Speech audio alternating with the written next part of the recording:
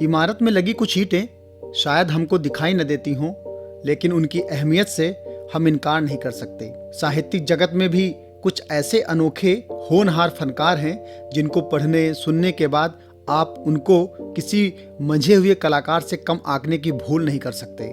बिहारी सतसई का एक दोहा है, सत सैया के दोहरे ज्यों नाविक के तीर, देखन में छोटे लगे घाव करे गंभीर। नमस्कार साहित्यिक प्रेमियों, आज मैं आलोक सिंह गुमशुदा हस्ताक्षर चैनल के लोकप्रिय कार्यक्रम कलम के सिपाही में जिनकी रचनाओं से आप सबको दो चार करवाने वाला हूँ, उनकी लेखनी के जादू में भीगते हुए इस दोहे को उनके लिए सही पाएंगे। तो हम मिलवाते हैं आपको इंफॉर्मेशन एंड ब्रॉडकास्टिंग मिनिस्ट्री के अंतर्गत प्रसार भारती के आकाशवाणी परिवार के एक बेहतरीन सदस्य से, जिनका नाम है श्री राम शब्द चौहान बेनूर। उनके नाम में बेनूर शब्द भले ही हो, लेकिन वो अपनी रचनाओं पर माँ सरस्वती के आशीर्वाद से श्री राम भगवान सा शब्दों की चमक रखते हैं। ट्रांसमिशन एग्जीक्यूटिव पद पर तैनात आकाशवाणी शिमला और अभी आकाशवाणी रामपुर के माध्यम से लाखों श्रोताओं के दिलों पर राज करने वाले गुणी कवि, लेखक और सबसे महत्वपूर्ण सुंदर हृदय के धनी इंसान राम शब्द जी की लेखनी आपके दिलों पर साहित्यिक हस्ताक्षर करने में जरूर सफल रहेगी, ऐसा मेरा मानना है। आर.एस. चौहान जी की 2 लाइन शायरी आपके दिलों को मंत्रमुग्ध कर देगी। वो लिखते हैं कि हम दिल से मुस्कुरा दें ऐसे अगर कभी, जल जाते हैं कुछ लोग, मर जाते हैं कुछ लोग। बेनूर जी की रचनाएं आपको जीने के कई मकसद देती हुई सी लगेंगी। हारे हुए लोगों के लिए ऊर्जा से ओतप्रोत लगेंगी। जब भी गम पुरजोर हुआ खुल के मुस्कुराए हम, वक्त की आंखों में आंखें डालकर पेश आए हम। वो वक्त के बदलते वारों से अपनी तैयारी के बारे में लिखते हैं कि वक्त चाहे किसी भी रंग में आए जाए, हमने हर रंग की आजमाइश पूरी कर ली है। मैंने कहीं पढ़ा था कि अगर आप एक अच्छी लाइन लिखना चाहते हैं तो आपको कम से कम एक किताब को पूरी शिद्दत से पढ़ना चाहिए। आर.एस. चौहान जी पढ़ने के शौकीन हैं। उनके दफ्तर का कमरा हो या घर की 4 दीवारें, आपको कई किताबों के इंद्रधनुष के दर्शन करने को मिल जाएंगे। जितने सुलझे उनके शब्द होते हैं, उनसे कई गुना सुलझे वह स्वयं हैं। उत्तर प्रदेश के मऊ जगह में जन्मे, इलाहाबाद यूनिवर्सिटी से पढ़े बेनूर जी सोशल मीडिया पर यूं तो अपनी रचनाओं के माध्यम से अपने फैन फॉलोअर्स का दिल जीतते ही रहते हैं, लेकिन जिन्होंने उनको रूबरू सुना है वही अच्छे से समझ सकता है कि उनकी पंक्तियों के बीच में छुपे हुए गूढ़ रहस्य के गीतासार का अर्थ क्या है, भावार्थ क्या है। बाग में बैठे हुए लिखता रहा, जब खिला एक फूल तो कविता मुकम्मल हो गई। चुपके से भौरे ने उसके कान में यह कह दिया, तुम खिली तो और गहरी ये मोहब्बत हो गई। बेनूर जी रिश्तों की तुरपाई की नजाकत को बहुत ही गहराई से जानते हैं और समझते हैं। माँ के लिए वो लिखते हैं, बीमार होने पर दवा से ठीक नहीं होती है माँ, उसकी आंखें केवल मुझे ढूंढती हैं। मुझे देखकर वह अंतरतम तक खिलखिला उठती है, उसके चेहरे पर रौनक उतर आती है। वह उठकर बैठ जाती है और सारी बीमारी छूमंतर हो जाती है। बीमार होने पर माँ को डॉक्टर की नहीं, बेटों की जरूरत होती है। मोहब्बत को 2 पंक्तियों में कितनी खूबसूरती से उसकी महत्ता को परिभाषित किया है, देखिए।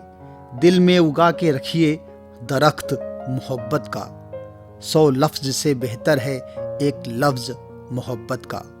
तो मोहब्बत के दूसरे पहलू के बारे में कितनी सादगी से लिखते हैं वो, किस्सा ये मोहब्बत धोखा ये जमाना, गैरों से की मोहब्बत खुद पे ही था निशाना, डूबा जो समंदर में ये फर्क मैंने जाना, होता है क्या हकीकत होता है क्या फसाना, लम्हों का जिक्र करके कोई जख्म ना कुरे दे, ये मर्ज है नया पर ये जख्म है पुराना। आर.एस. चौहान जी की कई कविताएं और लेख कई पत्र पत्रिकाओं में भी छप चुकी हैं और आकाशवाणी के अलग अलग कार्यक्रमों के माध्यमों से प्रसारित भी हो चुकी हैं। कई कार्यक्रमों में उनकी रचनाओं को पुरस्कृत भी किया जा चुका है। बहुत किस्से हैं मेरी गुर्बतों के, सब्र तो कर, कभी बतलाएंगे महफिल में आके सब्र तो कर, मेरी मुस्कान से इतना भी क्यों जल जाते हो, मैं जिंदा हूँ मेरी ख्वाहिश मिटा के सब्र तो कर, मेरे दर पे अंधेरा मैं नहीं होने देता, उजाला रखता हूँ खुद को जला के सब्र तो कर, हमारी गर्दिशों से तुमको सब्र मिलता है कि हम मर जाएंगे खुद को मिटा के, सब्र तो कर। तेरा हर दर्द तेरा जख्म मैं ही रख लूंगा, कभी फुर्सत में तेरे पास आके सब्र तो कर। तुम्हारी ये जो शिकायत कि मिल नहीं पाते, कभी तो मिल सकेंगे मुस्कुरा के, सब्र तो कर। यूं तो बेनूर जी की सभी रचनाएं एक से बढ़कर एक हैं, और जैसे जैसे आप उनको पढ़ेंगे यूं लगेगा कि ये रचना पहली रचना से भी उम्दा है। यूं ही जब मैं उनको पढ़ता हूं, क्योंकि बेनूर जी मेरे पसंदीदा शायरों में से एक हैं, तो उनकी रचनाएं मुझे पढ़ने के बाद विचारों की आकाश गंगा में विचरण करने के लिए मजबूर कर देती हैं। उनके द्वारा लिखी एक गजल जो मुझे बेहद पसंद है, पेश करता हूं। मेरे अल्फाज तेरे कान तक अगर पहुंचे, तुम्हारी आंख में आंसू के समंदर पहुंचे। बीमारे दिल मेरा भटका हुआ है थोड़ा सा, दुआ है रब से मेरी दिल भी मेरे घर पहुंचे।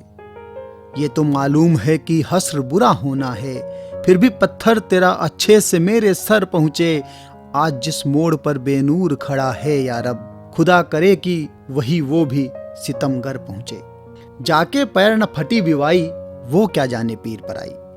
जिंदगी के कई उतार चढ़ावों से गुजरे बेनूर साहब इसी भावार्थ को अपने शब्दों में लिखते हैं कि पाँव के खून अभी तक जमे हैं रस्ते पे, हमारी आंख के आंसू पड़े हैं रस्ते पे। हमसे मिलना है तो तू भी उन्हीं रस्तों पे आ, यकीनन हर जगह हम ही खड़े हैं रस्ते पे। जरा आना तो अपने पाँव संभल कर रखना, मेरे हर ख्वाब जिंदा ही गड़े हैं रस्ते पे। पूरे रस्ते से गुजर पाओगे तो जानोगे, बेनूर हम किस तरह तिल तिल मरे हैं रस्ते पे। बेनूर साहब जिंदगी के फलसफे के बारे में बयां करते हुए लिखते हैं कि जितना तोड़ोगे मैं उतना ही निखर जाऊंगा, मैं अलग शख्स हूँ तुमको न समझ आऊंगा। चोट दिल का हो या पैरों का खैर मकदम है, मर्ज जितना ही बढ़ेगा मैं मुस्कुराऊंगा। मेरे चेहरे में ये कम वक्त ना तलाश मुझे, मेरे चेहरे में मैं तुमको न नजर आऊंगा। दोस्तों, आकाश में कई तारे ऐसे भी हैं जिनकी रोशनी हर जगह नहीं फैलती।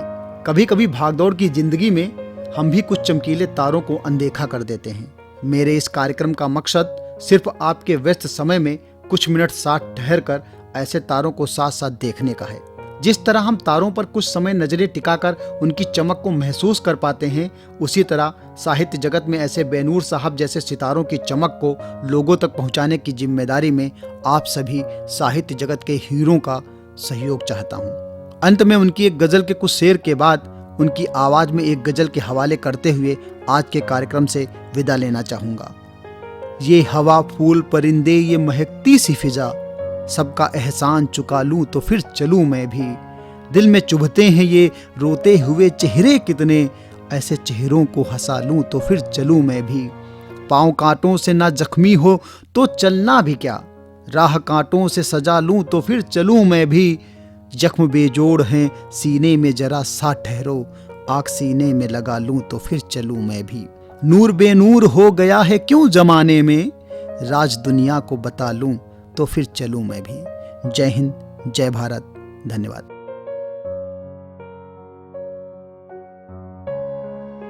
खुद को भी तोलने का है, नाप तोल कर बोलने का है। हमने आफत ये मोल खुद ली है, वक्त आंखों को खोलने का है। बात अच्छी जबान से निकले, बात अच्छी जबान से निकले, वक्त दिलों को जोड़ने का है। कहीं हवा में जहर न घुल जाए, कहीं हवा में जहर न घुल जाए, वक्त हवा को मोड़ने का है। वक्त हवा को मोड़ने का है और मिलके खुद को आजाद करना है। मिलके खुद को आजाद करना है, वक्त जंजीर तोड़ने का है। वक्त खुद को भी तोलने का है, नाप तोल कर बोलने का है।